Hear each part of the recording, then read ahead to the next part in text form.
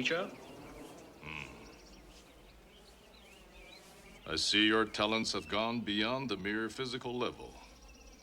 Your skills are now at the point of spiritual insight.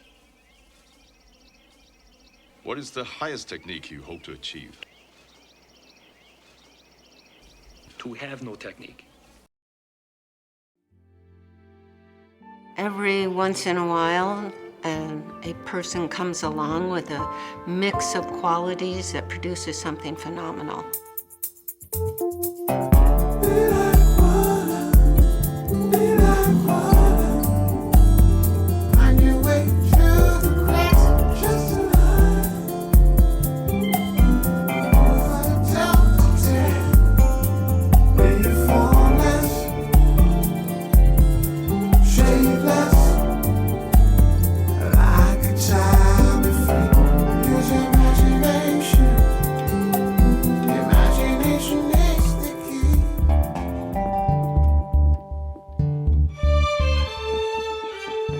Definitely, in the beginning, I had no intention or whatsoever that what I was practicing and what I'm still practicing now would lead to this to begin with.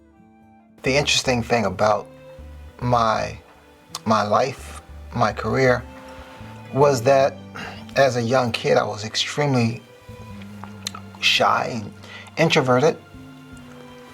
But when I left the Olympics with the gold medal, I wanted to pursue my education. I was going to University of Maryland. The only thing that made me deviate from that was my father was sick. He went into a coma. We had no money.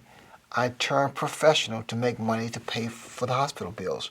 It's the internment that has defined my life. I remember the barbed wire fence, the sentry towers with the machine guns pointed at us, lining up 3 times a day to eat in a noisy mess hall. When I made the night runs to the latrine, searchlights followed me. And my parents struggled through all that. And you know, all that they did, the hardships that they went through, and the guidance that they gave us, we were their hope for the future. And I took that as a great responsibility. My childhood, and you know, being that lost kid, feeling that sense of alienation and not being able to find myself in this fog. When I was able to find something that I felt an emotional connection with, and to be able to create and produce music, gives you something to live for, you know, because you always want to find those things like make you happy. He was born onto a path that was unique to him, really, because of many factors. He was born in the United States. He was not a particularly robust or healthy child. His first 5 years were spent under Japanese occupation of Hong Kong. When he was introduced to Kung Fu when he was 13 years old, that began to shape his path as well. In addition, you know, he was a child actor. Together, all of these factors produced a person that had an inner energy and an inner focus and could project a goal, a vision for himself of where he wanted to go. All type of knowledge ultimately means self-knowledge.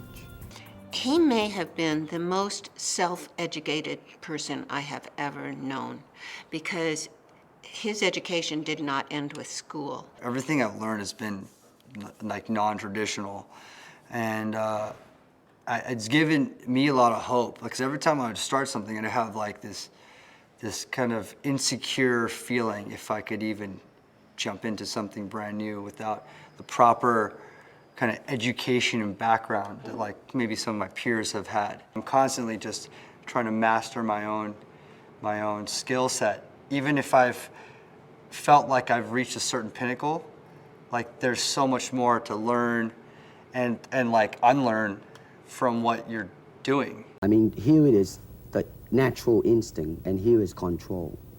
You are to combine the two in harmony.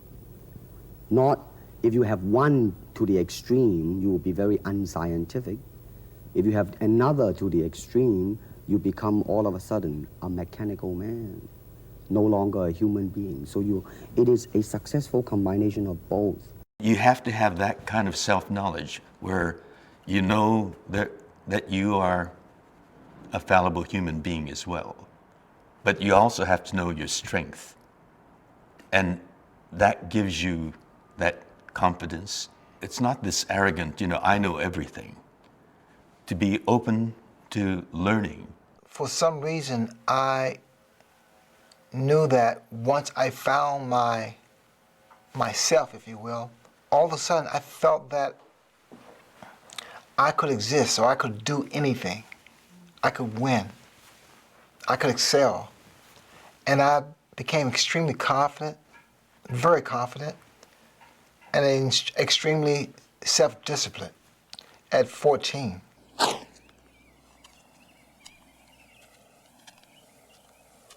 What was that? An exhibition? We need emotional content. Try again. Baby, you better train every part of your body. And when you do punch, now I'm leaning forward a little bit, hoping not to hurt any camera angle. I mean, you gotta put the whole hip into it and snap it and get all your energy in there and make this into a weapon. You have to be armed, prepared, disciplined. What boxing has taught me about myself and about life itself is that you must always prepare. You must always give 100%. You must never give up. And it's all about giving your all, giving your all. And I always felt that we, as people, outside the ring, are fighters. We are fighters because we fight for respect. We fight for our job. We fight for our family. And we do the road work because the road work is a necessity because we have to do our due diligence. We have to study. We have to do all those things that gives us a better chance of succeeding. Okay, once you get it, then the next step is to master it the best of your ability. And it takes time and experience and persistence and endurance. And most importantly, for me, being able to have the courage to get up and brush the dirt off and keep doing it again. Will I be strong enough to be able to take all that and spring back and go to the next audition? And that's the true test. You go in there saying, I will get that part, and then be surprised by that rejection. But to not be daunted by it and to be able to spring back and approach each new opportunity as a great opportunity and to say, yeah, I'm gonna get that role and I have something to contribute to that. And I faced those type of obstacles throughout my career where at one time in a fight, the Tommy Hearns fight, 1981 to be exact, that in that ring around the 13th round, there was a question that was asked in my mind and in my heart because I was losing that fight. Do you go on? Do you want to go on? Are you willing to endure the pain? And I said yes, because you only have a second to answer yourself. And I answered yes.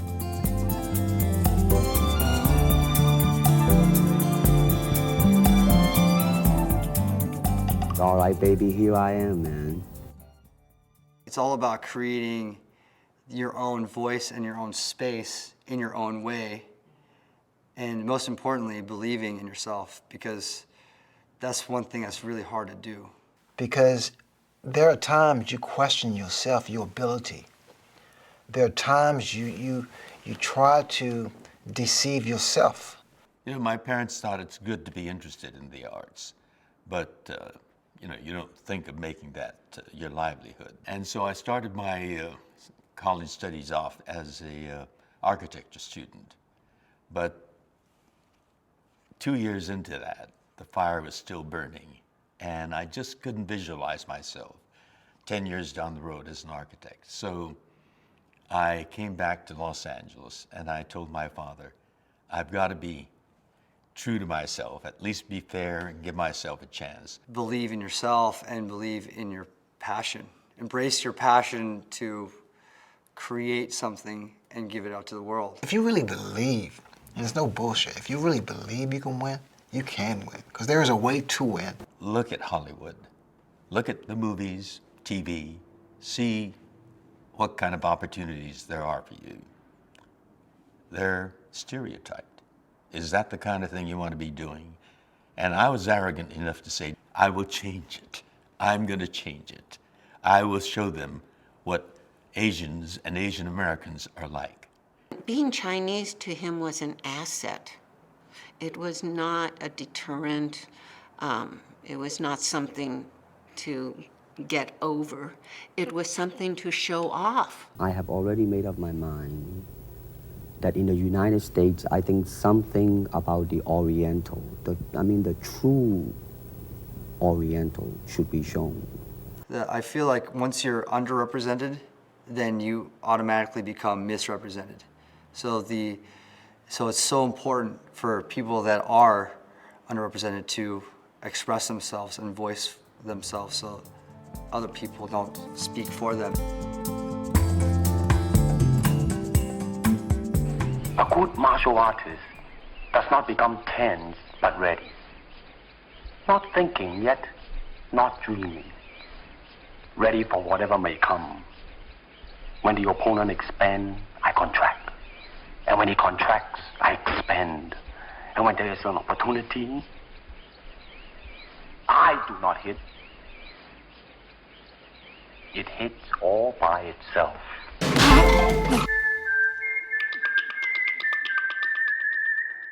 I mean, it is easy for me to put on a show and be cocky and be flooded with a cocky feeling and then feel like pretty cool and all that. Or I can make all kinds of phony things, you see what I mean? Blinded by it. Or I can show you some really fancy movement. But to express oneself honestly, not lying to oneself, and to express myself honestly, now that, my friend. When I was boxing, I wanted people to see it as an art and not just banging, just punching. It is an expression of oneself. It's not even what you know, your knowledge. It's also from the heart and from the mind and from the spirit. And I've always believed that. I'm an actor, and we lie with honesty. But we find that element in us so that we can honestly play that. That's me as an artist, as an actor. But beyond that, the same kind of honesty carries over when you're doing advocacy. All I care about is that I'm connecting authentically with as many people that are interested in music. Special. It was special. It really was special. It wasn't about pugilism. It wasn't about punching. It was about accomplishing. It was, and through my accomplishments, I gave other people hope and inspiration. It was special. My journey, unfinished.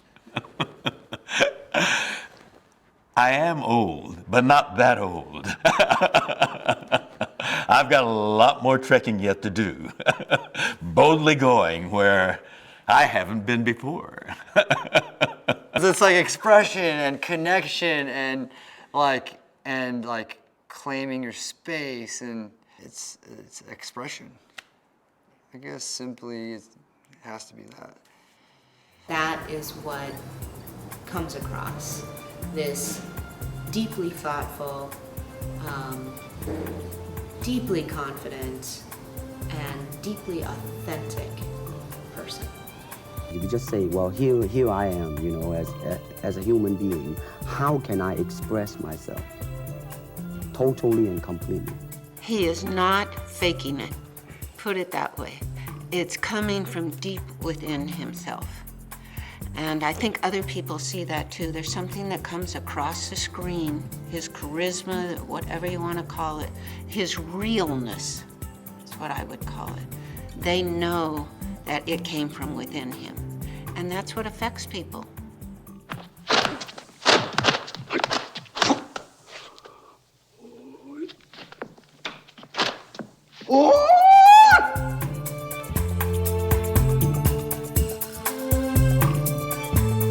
The making of Enter the Dragon and the pre-making of Enter the Dragon was a very stressful time because, and probably Bruce was nervous about that project as well because this was going to be his showcase in America and the world, and he wanted it to be great.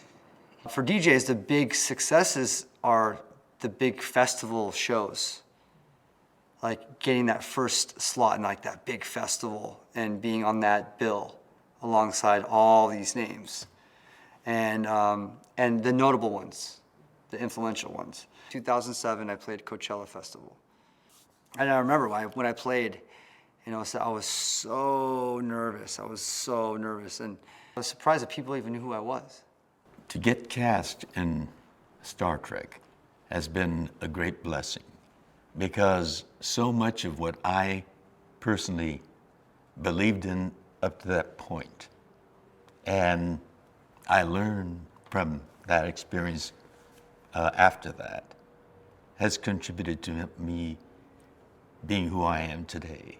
When I won the Olympic gold medal, 1976 in Montreal, validating, it was, I'm here now. I stood on the pedestal and with my gold medal around my neck and the national anthem was being played and it was frightening, it was scary for a second. But that was the moment that I knew that I had surpassed. I'd beaten the odds. My style? You can call it the art of fighting without fighting.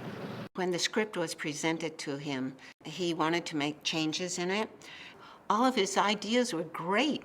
It just took the other guys, the producers, the director, a while to realize that what he was saying was really the way they should go. Thank heavens. Enter the Dragon would not be what it is today, without Bruce's input. Enter the Dragon was going to be Enter Bruce Lee.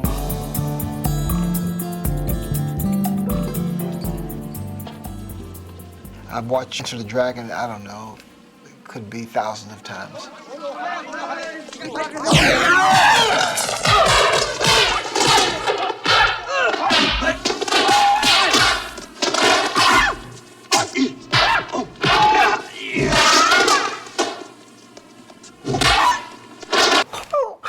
I used to do that, make that noise, it was pretty cool. He had his own noises, his own like mannerisms, and every single little like detail in just that, his swagger was like beyond. Like there's not even someone to this day that can come close to the swagger of Bruce Lee. Like he was the most badass, coolest, like the ultimate. I look at Bruce Lee and he is one of a kind. There'll never be another Bruce Lee. And then when he sits down and then he breaks down the philosophy, you're just blown away. Bruce Lee made a tremendous impact on me and also on the American, or not the world, psyche. He was an action hero. When we'd been saddled with all these one-dimensional stereotypes, the servant, the buffoon, or the enemy. Here he was, a terrific build, incredible acrobatic athleticism, and heroic. He was someone that Asians could be proud of. And the potential for the first bankable Asian American movie star. It was a source of great pride. He represented, you know, the goal for me. Like I always wanted to be a guy like Bruce Lee that was so eloquent, articulate. He was Asian. The most important thing for me, he was Asian in America, influencing generations of people that weren't just Asian. He was really just universally loved. People would talk about Bruce Lee forever because of what he, not just what he did, which was amazing, not just because of his style, which was amazing. It's because of what he stood for and what he symbolized. I feel an absolute soul-level connection to his philosophies, to his message, to the message of his life, I should say. And the fact that I get to share that then with and continue sharing that and hopefully continue to inspire people around the world through that is extremely satisfying and fulfilling to me. It's kind of a young age to start learning about all this stuff, and it's hard to understand sometimes, but he is a really inspiring person, and it's just really cool to know about all this stuff, because it's like, first of all, it can help you in life, and second of all, it's just really cool to know about. That's it. How did it feel to you? Let me think. Don't think. Feel. It is like a finger pointing away to the moon. Don't concentrate on the finger or you will miss all that heavenly glory. He was such an important role model. He was so crucial to my development. Like, I always needed something. I needed like a guiding light. There's something about my father's legacy that I love, and that is, maybe the word is expansive. Because to me, the lesson of his legacy is somewhere in the notion that a person, an individual who cultivates themselves to the level that he did and then expresses that out into the world can, in fact, one person make a huge impact. There was so much potential, so much more he could have contributed. And he was so young, just at the beginning of that skyrocketing, amazing career that was waiting for him. Heartbreaking.